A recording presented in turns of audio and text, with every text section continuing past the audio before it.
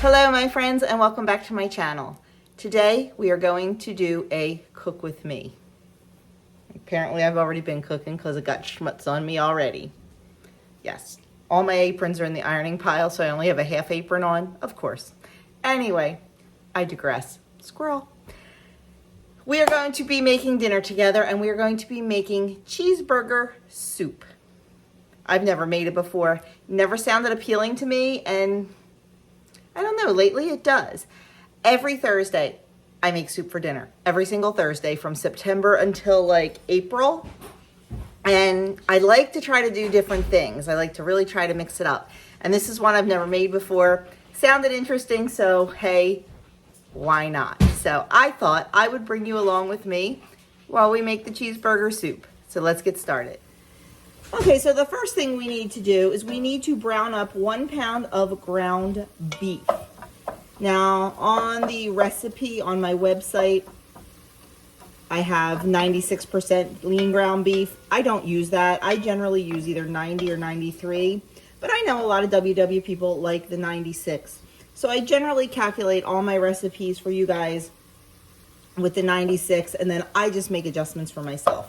That's why this looks a little bit greasier than yours may look, because this is 93% ground beef. So we are just going to get that all nice and brown. Get a little bit of char on it to give it some more flavor. Then we're going to start adding take this out of the pot, and then we're going to start like with our mirepoix, our onions and our celery and our carrots to build a depth of flavor. So we're going to go get that ready.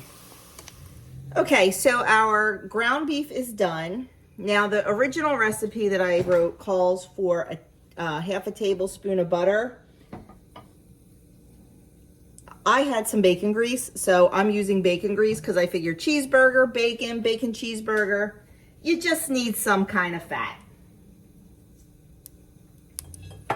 And we are still in pantry challenge, so I'm using everything I possibly can. We are going to add 3/4 cup of shredded carrots, 3/4 cup of diced onion. I have red onion only because we're in pantry challenge and I'm out of onions.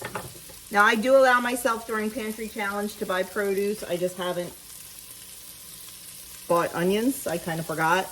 And then I also have frozen celery, 3/4 cup. Because I'm out of celery too. And I figure, you know what? I need to use these things up. So I'd rather do that.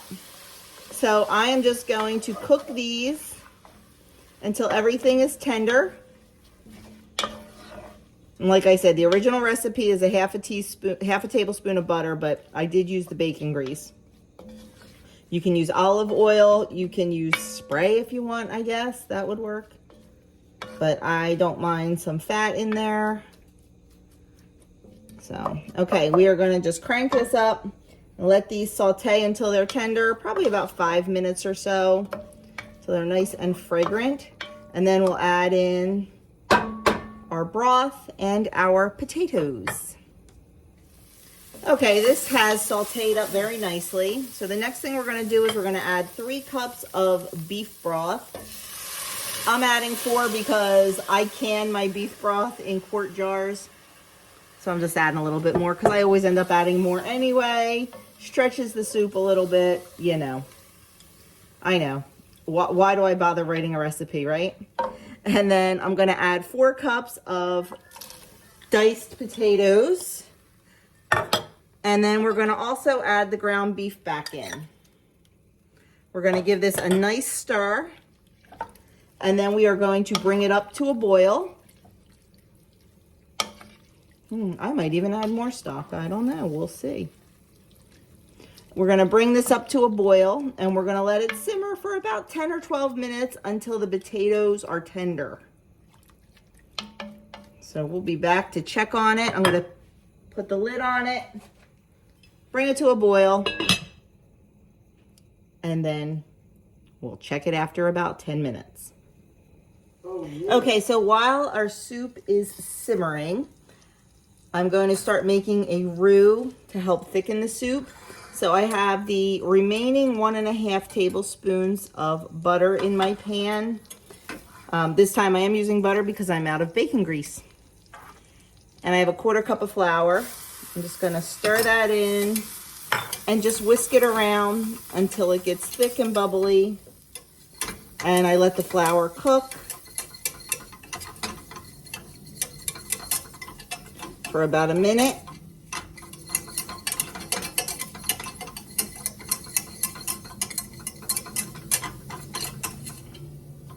Then this is going to, once the potatoes are done,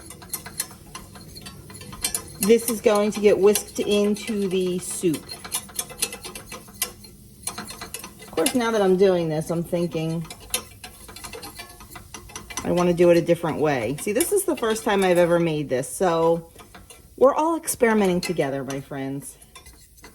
I think I want to do this a little bit differently. See, you're supposed to whisk this into the soup and then add the milk into the soup, but I'm starting to think I want to add the milk into this, or at least some of the milk. So I think I'm going to go get my milk, and we're going to do that. Okay, the recipe calls for 1½ cups of milk. That was a 1/2 cup right there. See, if I had done this before, it wouldn't be lumpy, but that's okay. Like I said, recipes are just guidelines, friends. They're just guidelines, and we can kind of adjust things to suit our taste, adjust things if we think it's not going to turn out right. Okay, I like this much better, so look at that. So I am going to pull this off the heat. Now, this was just a 1/2 cup of milk. I will go and adjust the recipe on my website to reflect the changes I'm making if it all turns out correctly.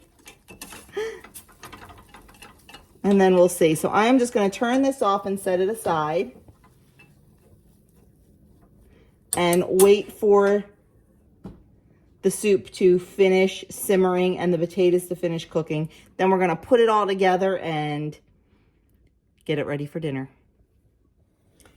Okay, our soup is done. So now I'm going to add our roux. I am not feeling this, my friends. I am not feeling this. I just have a feeling this is going to be a hot mess. I think I would do this much differently in the future, because I don't really know if this is going to break down. I definitely think that this would be done differently in the future, and I'm going to try to rewrite my recipe to reflect how I would do it in the future, because this is going to be a clumpy mess, I think. So we are just going to stir the heck out of it and hopefully break down all that flour. So I think what I would do is I think I would wait until I am ready to put it in, right before I am ready to put it in to make the roux. And I think I would put all the milk in and not just a little bit of it. And that's my feeling, although it's looking pretty good. Okay. Maybe I spoke too soon. There's a couple little hunks, but it's mostly... Okay. I will tell you, it smells delicious. So now we're going to add in the rest of our milk. We're going to give this a good stir. And then we're going to add in our salt and our pepper and our cheese. How much am I putting? Okay, we are going to add to this a 1/4 teaspoon of pepper. I'm not sure why you wait till the end to do this, but that's what the recipe said. And we need 3/4 of a teaspoon of salt.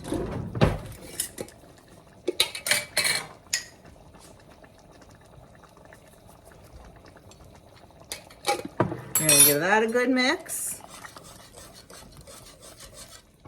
I would think add the seasonings early and let them cook in, but what do I know? And then we are going to add our 3 ounces of cheddar cheese. Now, I'm using raw milk cheddar, like full fat cheese. If you are using like a reduced fat or a fat-free. Fat-free is probably not going to melt. I would not recommend fat-free.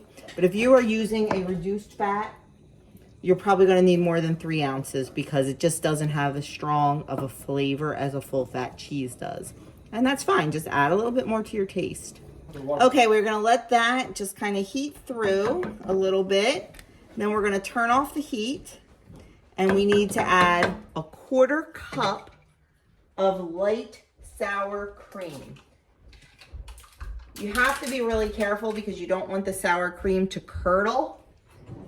So you can either let it cool down a little bit, or you can temper the sour cream a little bit with the hot soup. Kind of whatever way, whatever floats your boat, whatever works for you is fine. I think what I'm going to do is temper the sour cream a little bit. So I just have my measuring cup that I had my milk in, and I have my 1/4 cup of sour cream.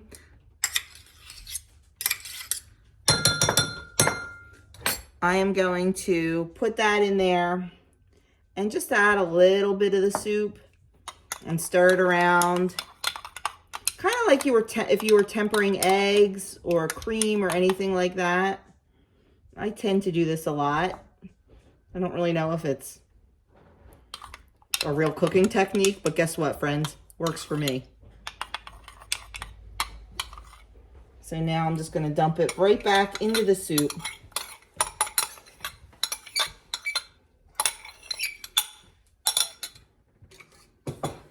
Give that a good stir. If you don't want to use sour cream, I'm sure you could use non-fat Greek yogurt to reduce your points. Don't forget, just because I make it like this doesn't mean you have to. You can do whatever you need to get the points that you want or the calories that you want. But don't forget, though, it will affect the taste if you don't, if you use like fat-free and light stuff. I'm sure the taste will be affected, but I'm sure it'll still be delicious because it smells incredible. Oh, yeah. So there we have it. We'll be back when we serve it up to talk about points, calories, and most importantly, how it tastes. Here is the finished product, and I tasted it, and it is really good. It reminds me a little bit of the shepherd's pie soup, but I am really enjoying it. I think it's very tasty. How about you? Mm-hmm. Absolutely. You like it? Does it remind you of the shepherd's pie, or is it different? It's a little different, but I guess similar base, but yeah. Okay. So it is 264 calories and 8 points for a bowl. But let me tell you, you're not going to need more than a bowl. It is very hearty and very filling. I wasn't sure I was even going to upload this video because it was such a hot mess cooking video, but you all wanted to see it. So I'm coming on 2 days later in the pitch black dark of night to close this video out. I didn't even bother close it out because I really didn't think I was going to put it up.